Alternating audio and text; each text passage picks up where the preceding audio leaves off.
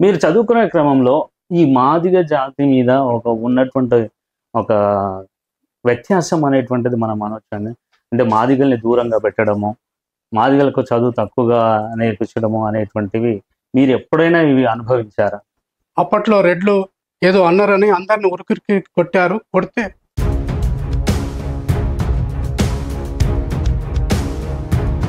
అంటే రెడ్డిలు మాదిగలని ఒక మాట అనడంతో మాదిగలు వచ్చి రెడ్డిలను కొడుతుంటే కొట్టి వాళ్ళు వెళ్ళిపోయారని. వాళ్ళే సార్ మీరు చదువుకునే టైంలో అంటే చాలా తక్కువ మంది ఎస్సీ వర్గానికి చెందిన వాళ్ళు ఉండేది కాబట్టి అంటే అప్పుడు ఓపెన్ కేటగిరీస్ లో మీరు సీట్లు సంపాదించే వాళ్ళ లేకపోతే రిజర్వేషన్ కేటగిరీలోనే మీకు సీట్లు వచ్చేటివా?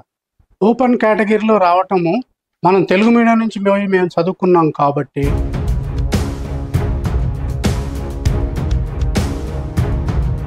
బోయ జంగయ్య గారు అంటే ఈ రోజు తరంలో ఆయన ఒక గొప్ప కవి, రచయిత, మార్గదర్శకంగా ఉన్నారనేటువంటిది అంటారు. ఆయన రాసిన దాంట్లో ఎక్కువగా దళిత కవిత్వాలు రచనలే ఎక్కువగా ఉంటాయని అని అంటారు. దళిత రచనల్లో అంతే.